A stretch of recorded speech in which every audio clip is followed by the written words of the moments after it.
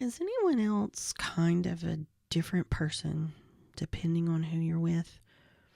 Or maybe you're mostly the same, but you hide things depending on who you're with?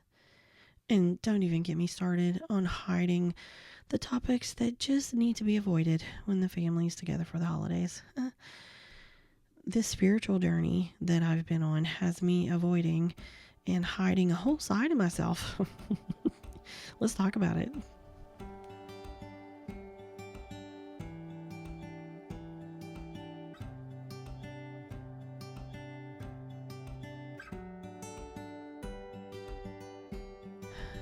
Welcome back to Soulful Wonderings, the space where we search for meaning in everyday life and honor the lessons that help us grow. I'm Heather and I'm your host. Before we get started, we would love it if you would subscribe to our podcast. That really helps us out. And you can also head over to our socials and follow us there. And I will be putting all of that in the show notes. So at the time that this episode will be airing, it's actually just a couple days until Christmas.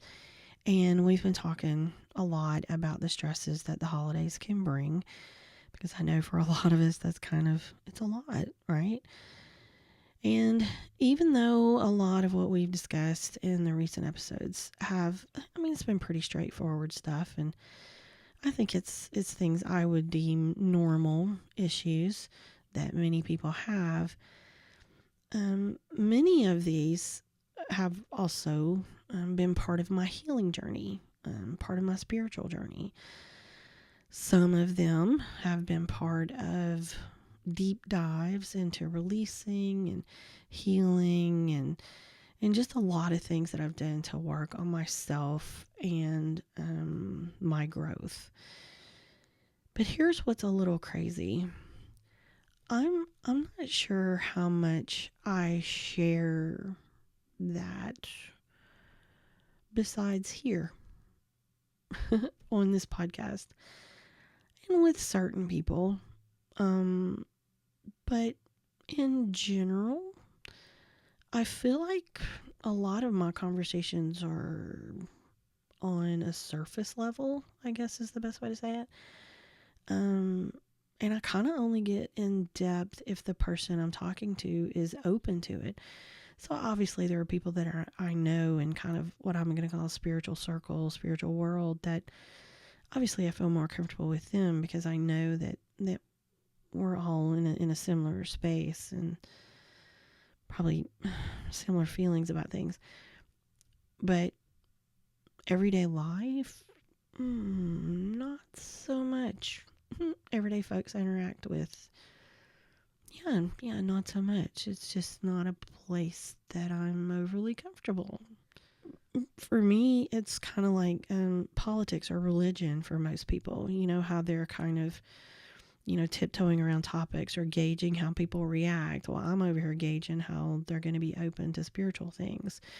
I'm in my head, thumbing through index cards in my brain, figuring out what terminology can I use? What terminology should I use? What will they understand? What will they tolerate? Okay, let me explain that one. I'm going to be honest with you. When the word tolerate first came to my mind, it felt, harsh? I don't know. It kind of stopped me for a second. Because tolerate feels, just feels serious. But I think tolerate really works here because when you start to discuss things that are possibly in opposition to the other person's beliefs, tolerate fits. Okay, so ask Mr. Google, and the definition of tolerate is to allow the existence, occurrence, or practice of something that one does not necessarily like or agree with without interference. See what I mean? I'm telling you, spirituality and or religion is often right up there with those big controversial topics. There are strong beliefs one way or the other, and often you will find the person on the other side. This isn't always, okay, so hear me, this isn't a judgment. people on the other side can be very closed off to hearing other points of view, or kind of anything that doesn't exactly align with their beliefs. It is such an unfortunate breakdown in communication when this happens too. But I think, like other topics, we may actually be much closer on what we believe than we think. But discovering that is going to require actual communication. So that means actual listening, actual speaking. Both of those have to be done with kindness and love and setting judgment aside. Okay, now hear me when I say this. Many of these people come from a place that is well seated into their bodies, into their psyches. And you know what I mean. There is deep conditioning to consider. And often, so many times, there is a deep pain or maybe a past trauma that has to be overcome. That's not to mention straight up fear, whether it's founded or unfounded, and that's really irrelevant. It's there. So even people that have good intentions, okay? You've got some of these people that they have the best of intentions. They don't mean to be that way. They probably don't even realize they are being that way. But it is so deep seated that when you even start, they panic because they think even association with it is going to make them guilty, right? And you know what I'm talking about. You say something and then, you kind of watch their face to see what their reaction was. And that's how a lot of us go into situations, especially with our families, that we're watching for that, because then we're going to decide, are we going to continue, or if we've started something, are we going to stop? How are we going to proceed? Again, because there's probably a lot of strong feelings coming from both sides. And I know that for me, and probably for many others, this isn't just at the holidays, right? The holidays are just kind of where we are. And that's often where we're perhaps expected to be somewhere. And even more than that, we're expected to participate. We feel an obligation to do so. And we have to decide which part of us is going to show up. And even further, which part of us we're going to allow to be seen or heard. I kind of experienced this in particular when I was dealing with those seizure-like episodes. We've talked about those before, but I was having these. They were kind of like a seizure, but we couldn't figure out what they were. And of course, I have a very caring family who they want to know how I am. And of course, they knew I was going to doctors and we were trying to figure this out. And it was really affecting my daily life. So, of course, something they knew about and they were concerned about. So then I find out that I'm a portal and that we kind of have control of it now. How do you explain that? How do you explain that?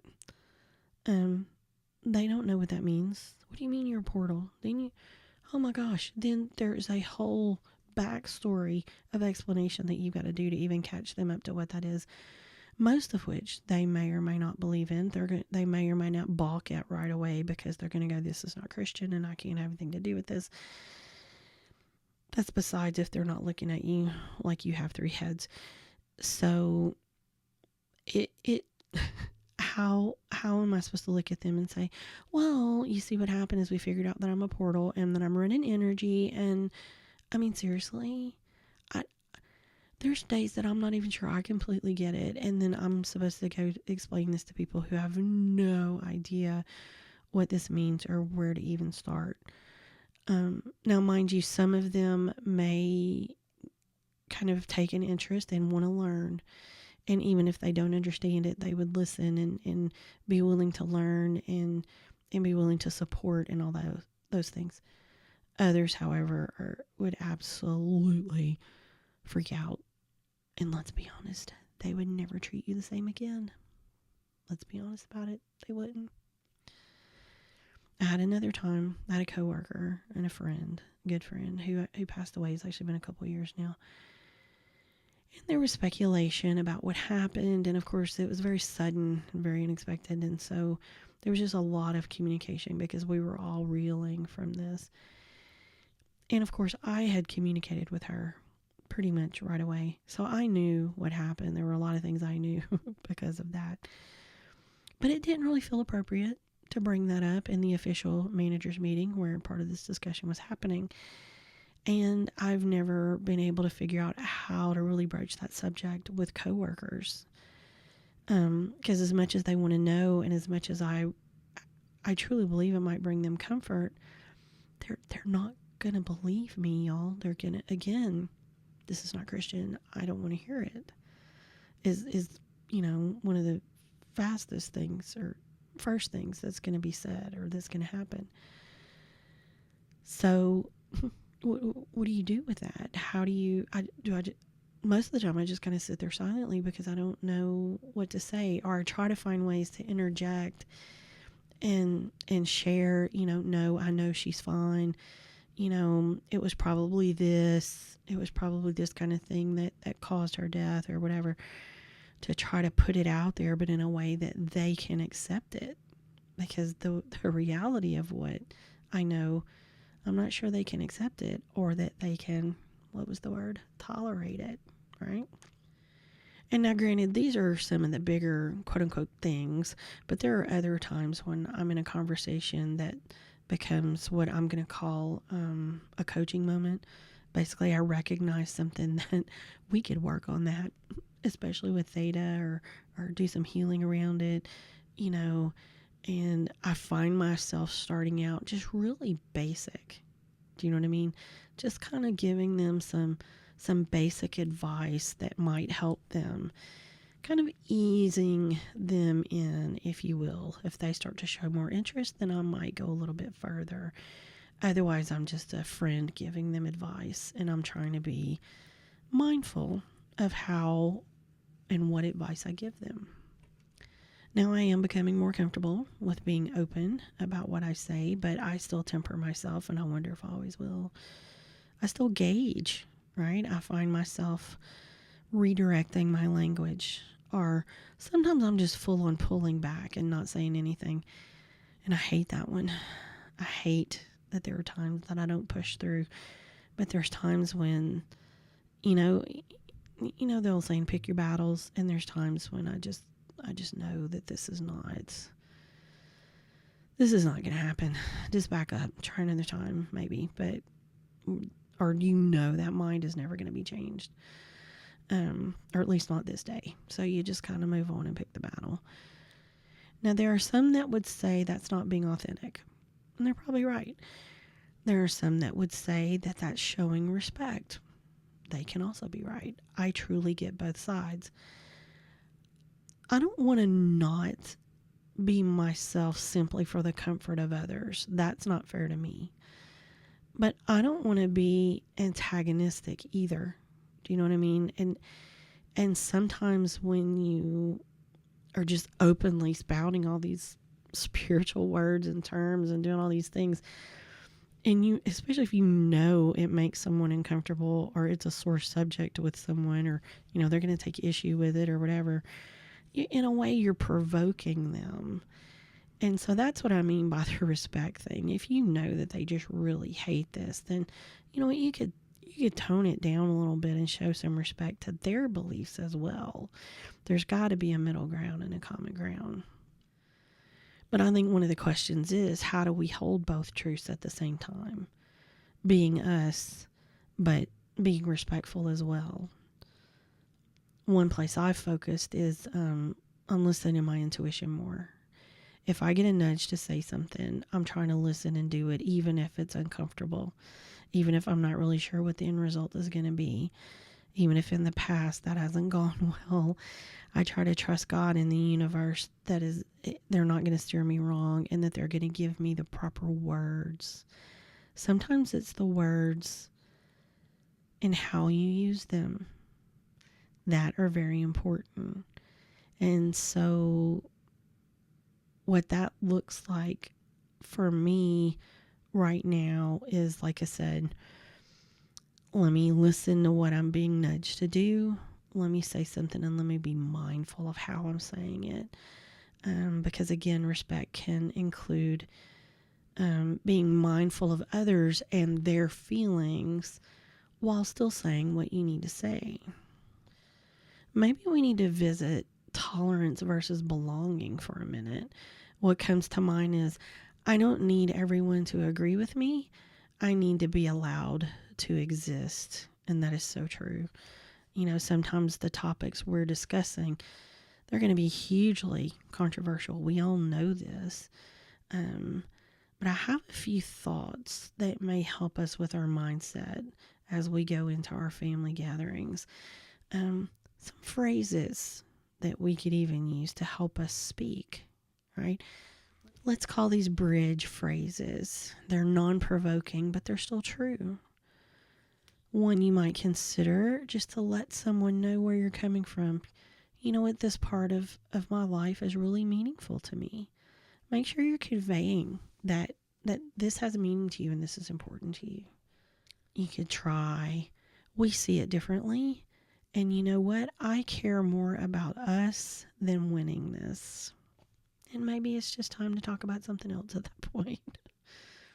Another one is happy to talk more one-on-one if you're curious. Give them that opportunity to come to you and really hear what you have to say and what your opinions are and what it is that is important to you, that is meaningful to you. And if they do come to you, I think that's a huge step forward. And then offer them that same courtesy. And hear me, for all of those, you need to mean it. Okay, because let's be real, we can say these things, but we can still hold a huge amount of anger and animosity. And the reality is this simply won't work if you continue that mindset. So say these things, but I really believe that you have to be at a point where you can let go of the anger as you do that. Another idea is the 5% rule. What does that mean? Basically, radical honesty can backfire at holiday tables, but 5% truer is more doable. So being 5% more you, that's a small percentage. That's moving the needle, but it's not so much that you're, blowing up the holiday table. A few thoughts to consider. Maybe pick just one of these. What if you swapped one word? So you went from just vibes to saying it as my spiritual practice is. See how the difference is? Offer one sentence, then stop. For instance, for me, intuition is how I pray. That is very much explaining what you're thinking and putting it kind of in terms that other people might understand a little better, right? And one more. What if you claim one boundary? What if you say, you know what, I'm skipping that topic today, but I'm here to help with the dishes. And that way you just kind of skirt it, but keep it, still keep it nice and respectful and cordial. You know what I mean? Sometimes in all this though, you need an exit line. You need a way out of it, right? Things that keep it calm, keep you intact. For example, you could say, I'm not up for that debate today, but I love you. You see how you could then kind of move the conversation a different direction or something? So that may be a way to just kind of, look, I'm really not up for this, but make sure they understand that I still love you, that you're including that kindness, that can go a long way in breaking down barriers, animosity, kind of angry debates that maybe happen. Next, what if you say, let's save that for another time. I want to enjoy being together. So again, it's something that you're not putting them off. You're not saying, no, I don't care. But it's, hey, we're together for the holidays. Let's enjoy that. Maybe another time we can meet one-on-one and I could hear your side, right? And one last one, and this is a big one, don't be afraid to do. You know what? I'm going to step outside for a minute and I'll be right back. And just go and take a breath. Let yourself ground. Let yourself feel the earth. You know what I'm saying? Go literally ground and take a deep breath and let go of, maybe whatever energy is really affecting you at that moment. It's sometimes just what you need to do to just get a little distance between you and wherever that like I said, that negative energy is coming from. Look, at the end of the day, many of us, I would wager most of us, we put on a mask of some kind throughout our lives. We take it down for some. We let it slip, whether on purpose or by accident. And the reasons for that can be vast, and we won't get into that today. I would also wager that it's more about our own protection than anything else, right? Fear of judgment, retribution, comments, looks, uncomfortable moments, and truthfully loss. Because if that mask slips too much, will we lose the other person? Some would say that if we do, they aren't meant to be in our lives. And that is true. That is true. But what is also true is that it's still a loss, and that would still hurt, and that could, in some instances, change your life drastically, and not necessarily in a way that you want it to be changed. Especially when we're talking about family and close friends. Okay, before we finish up, I want to be really blunt about this. We're talking about this at what is a bit of a surface level right now. And kind of some ideas of how to deal with your holidays in particular. Okay, ways to help you hopefully make your holiday more enjoyable if you've got a difficult situation that you may be going into. But some of these issues are difficult conversations, and they are challenges that are going to go well beyond the holidays. And as much as these ideas can help you, please don't avoid the deeper healing that may be needed in your life.